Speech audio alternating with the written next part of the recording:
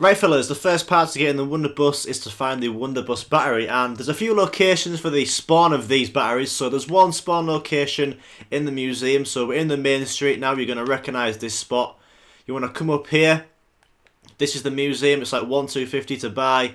You want to come up both of these stairs, and the Wunderbus battery will be on this little desk over here next to the perk. It'll be right there, just press square to pick that one up. And the second location for the spawn of the Wunderbus is in here. You want to buy this door here, I think it's 1,500. Take a left up here, and the part is right here to pick up. Kind of looks like a Lynx deodorant can with a red dot on. And the third spawn location for one of the Wunderbus parts is back in the museum, and this one is just down next to the pickaxe location, next to the armor there. And there you go fellas, pick it up for the third spawn location. So the next step is to look at a radio and remember some numbers and go find it on a chart and stuff. I'm going to show you what to do. So in the main street again, you want to come up here and you'll see this radio here, and you're going to be looking onto the top of it. And you want to be remembering this number here with the letters, so write it down. So my number and letter is ZX-2. You want to remember this, and then you want to head to the church. I'm going to show you how to get to the church from here. So starting from the main street, you want to go back into the museum. You want to head up these stairs where you might have got the first Wunderbus part, and then you want to be buying another door. This one's going to be like 1,500 again, it's pretty costly. And then you want to buy this church door, it's quite costly, but you want to get your phone out to make this much easier. And there's these charts here. So the first thing you're going to do is look at the map, and you want to find the red pin. And the red pin will be in a certain area, and you want to write down the location of the red pin. So for me, it's in a place called Spree-Nibe. So you want to write that down or just remember it. So look at the two charts, and you want to look at the location of the red pin, which is in your game. So for me, you want to find the little section that's saying Spree-Nibe. So now this is where you need to remember the letters and the numbers that were on the radio earlier. So for me, the letters and number on the radio was ZX2.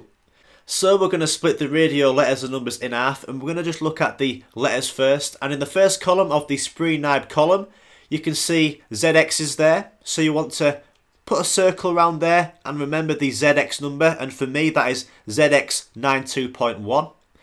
And then you want to go on to the second half of your radio letters and numbers. And for me, it was the number 2. So go to the second column in the Spree-Nibe location on the chart, and you can see that the number 2 for me in my game was 30.2. So that's what you want to do. You want to remember your radio letters and numbers. You want to first find the red pin location, and then find the name of the red pin location on the charts. And then split your radio letters and numbers in half. And for me, like you know, the ZX number was 92.1 and the number 2 number was 30.2. So you want to write these down, and you want to go back to the radio and input these.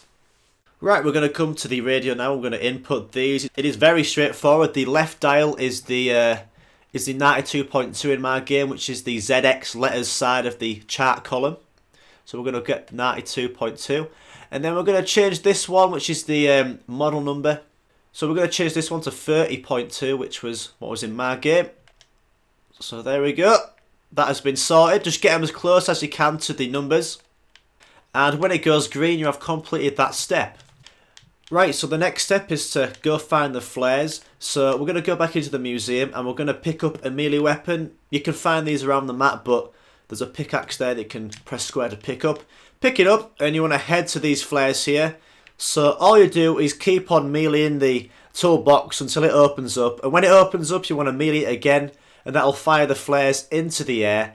And this is going to cause a ship to hover over the map and start shooting lasers at the zombies. So there we go, the laser has shot him. And you're going to want to melee this guy. It'll be much easier to melee because you're going to get the part off him. Keep on meleeing. There we go. It took a few melees to the face, but we've got the part there. And if you do fail and you don't get the part, you just want to keep on trying. The laser will fire down some more shots, and you can try again, fellas. It's alright. So this is the room that you want to be in. It's just down from the spawn area, and you're going to be placing the part into this blue bit here. It'll open up the cage, come around to the other side, and place the second part in there. And then you just press square onto here, and you'll build the Wunderbus. And then how to get out of there is just shoot the laser at the blue bolt there. So the way this gun works is a few kind of cool little shots to it. So you've got the laser shot, which is the R2 button, which is really cool and takes them out really fucking rapidly. Or you've either got the like laser shot, which you can press the L2 button and that's going to make the dart stick into them.